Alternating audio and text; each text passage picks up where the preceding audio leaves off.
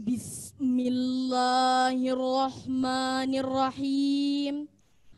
Assalamualaikum warahmatullahi wabarakatuh. Alhamdulillahi rabbil alamin. Wassalatu wassalamu ala asyrafil anbiya'i wal mursalin Sayyidina wa maulana Muhammadin wa ala alihi wa sahbihi ajma'in. Amma ba'. Dewan Hakim yang kami muliakan, hadirin wal hadirat yang berbahagia. Pada tahun 2009, tim peneliti P2E melakukan penelitian tentang perilaku konsumen dalam mengonsumsi makanan yang halal. Bahwa 80% responden Muslim Jakarta dan Melbourne, Australia menyatakan sangat setuju, sangatlah penting mengonsumsi makanan yang halal. Namun hadirin, masalah halal dalam pemilihan makanan akan berdampak pada pertumbuhan jasmani, akal dan rohani seseorang.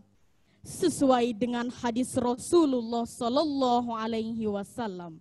Innal halala bayyin wa innal harama bayyin wa bainahuma umur mustabihat. La ya'lamuhunna katsirun minan nas. Sesungguhnya yang halal itu jelas dan yang haram pun jelas. Dan di antara keduanya ada hal-hal yang samar atau tidak jelas. Yang halal jelas diperbolehkan untuk dikonsumsi, yang haram jelas dilarang keras untuk dikonsumsi, kecuali pada kondisi-kondisi darurat. Sedangkan syubhat merupakan kondisi yang tidak berada di antara keduanya. Oleh karenanya hadirin wal hadirat, majelis hakim yang kami muliakan, maka berdirinya kami di sini akan membawakan syarahan dengan judul Korelasi Makanan Halal pada Ketaatan Beragama. Sebagai rujukan Al-Quran, Surah Al-Baqarah ayat 168. A'udzu billahi minasy syaithanir rajim.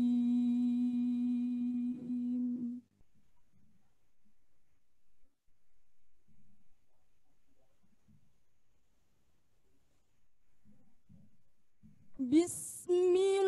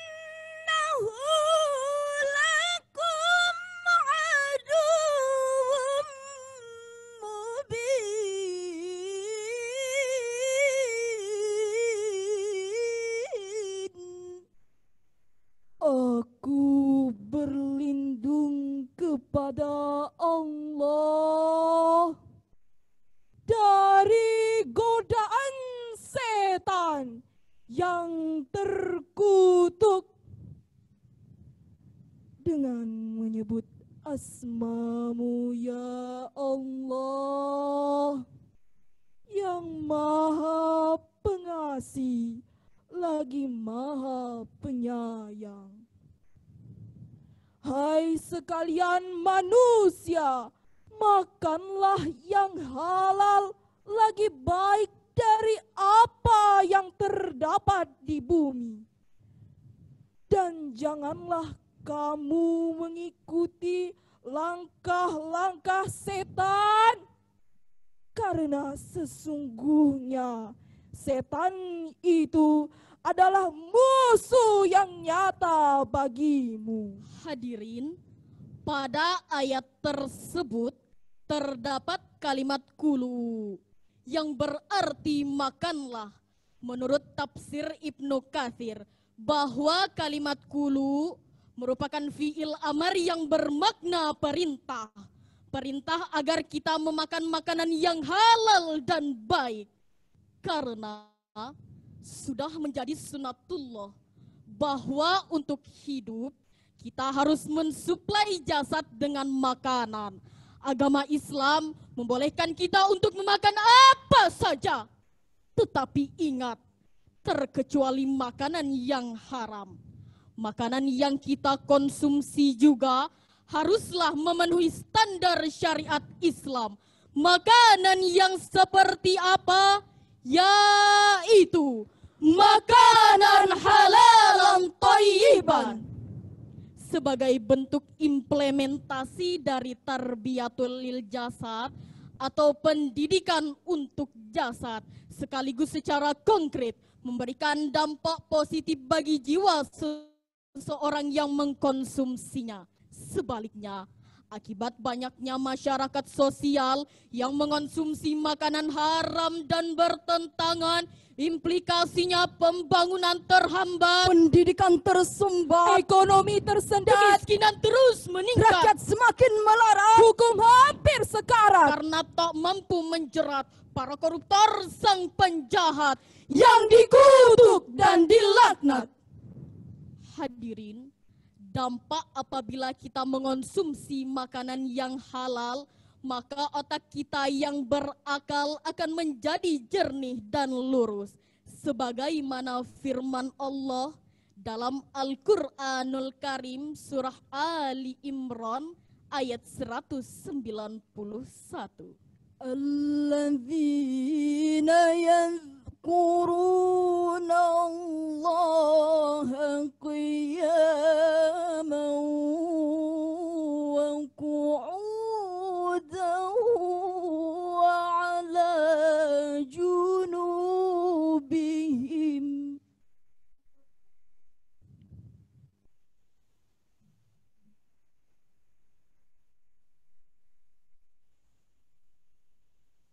وعلى جنوبهم ويتفكرون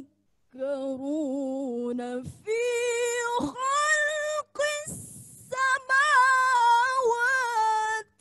والأرض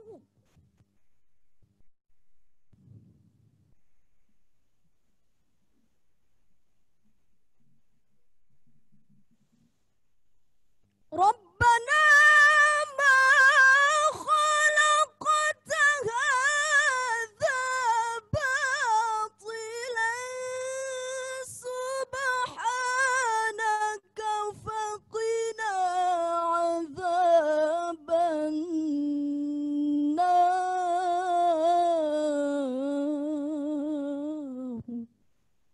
Yaitu orang-orang yang mengingat Allah sambil berdiri atau duduk ataupun dalam keadaan berbaring.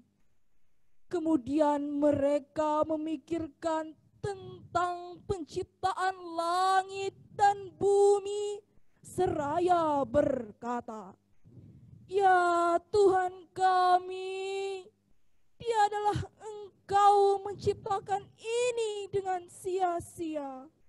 Maha suci Engkau, maka peliharalah kami dari siksaan neraka. Dewan Hakim yang kami muliakan, hadirin wal hadirat yang berbahagia. Profesor Dr. Quraisy Shihab dalam tafsir Al-Misbah menjelaskan adalah sebagai natijah upaya memahami, berzikir dan berfikir. Karena akal kita pun haruslah mendapatkan suplai dengan ilmu yang bermanfaat, baik ilmu yang bersifat empiris maupun ilmu yang bersifat absolut. Sebab dalam konsepsi Islam, ilmu-ilmu tersebut merupakan suatu kesatuan yang saling mendukung. Bukankah Albert Einstein menyatakan, science without religion is blind, religion without science is lame. Ilmu tanpa agama akan buta, agama tanpa ilmu akan lumpuh. Yang lebih mengkhawatirkan lagi hadirin, apabila kita merenungi ungkapan Murtado Mutahari bahwa ilmu pengetahuan yang ada pada orang yang tidak beriman laksana sebilah pisau di tangan orang gila. Dia bisa menebaskan kemanapun yang dia mau, sehingga dia bisa menipu, merampok, korupsi, bahkan bisa membunuh. Sebaliknya, iptek yang digenggam pada orang yang beriman, pekerjaan apapun yang dilakukan, jabatan apapun yang dipikul, pastinya akan membawa kemaslahatan, bukan kemudaratan, membawa kesejahteraan, bukan kesengsaraan, membawa kemajuan, bukan kemunduran, membawa ketentraman, bukan kekacauan. Hadirin, implementasi dari semua ini telah melahirkan orang-orang pintar sekaligus takut kepada Allah Subhanahu wa Ta'ala. Anak-anak kita boleh saja jadi tentara, asalkan tentara yang beriman. Boleh jadi pejabat, pejabat yang beriman. Boleh jadi pedagang, pedagang yang beriman. Untuk itu, apapun jabatannya, iman tetap yang pertama. Lalu hadirin, apakah makanan halal mempunyai dampak rohani dalam keimanan kita? Sebagaimana firman Allah dalam Al-Quranul Karim surah Al-Anfal ayat 2. Innamal mu'minuna alladzina idza dzukirallahu wajilat qulubuhum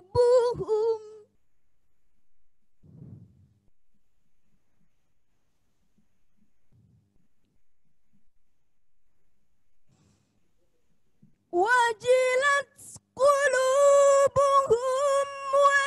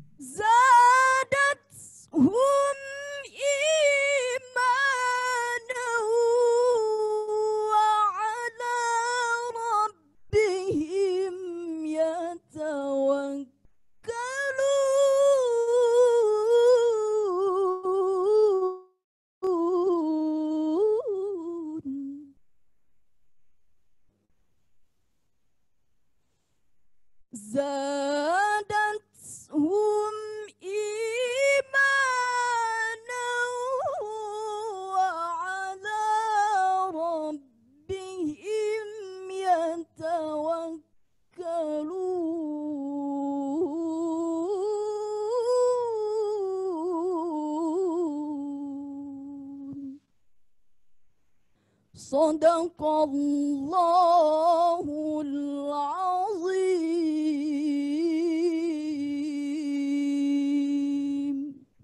Sesungguhnya orang-orang beriman itu ialah orang yang apabila disebut nama Allah, maka gemetarlah hati mereka. Dan apabila dibacakan ayatnya, maka bertambahlah iman mereka karenanya. Dan hanya kepada Tuhanlah mereka bertawakal.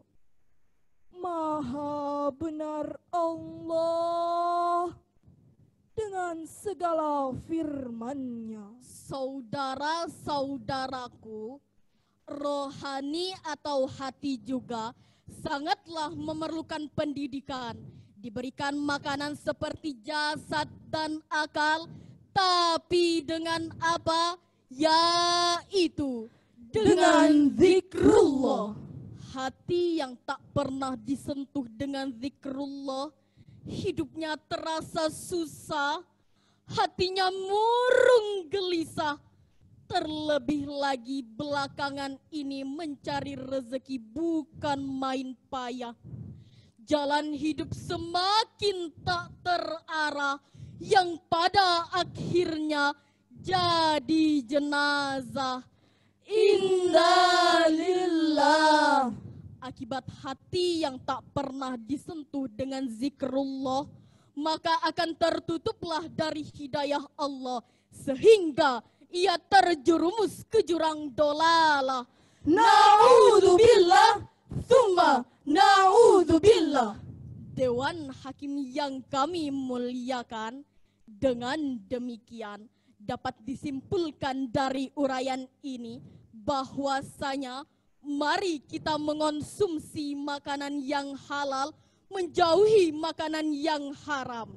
Oleh karena itu, kami menghimbau, carilah makanan dengan kategori halal zatnya, Halal memperolehnya, halal memprosesnya, halal menyajikan, mengantarkan, serta menyimpannya. Sungguh nikmat roti durian bila dimakan bersama kawan. Demikian syarahan yang kami sampaikan. Salah dan hilaf mohon dimaafkan. Akhirul kalam, tsummassalamu alaikum warahmatullahi wabarakatuh.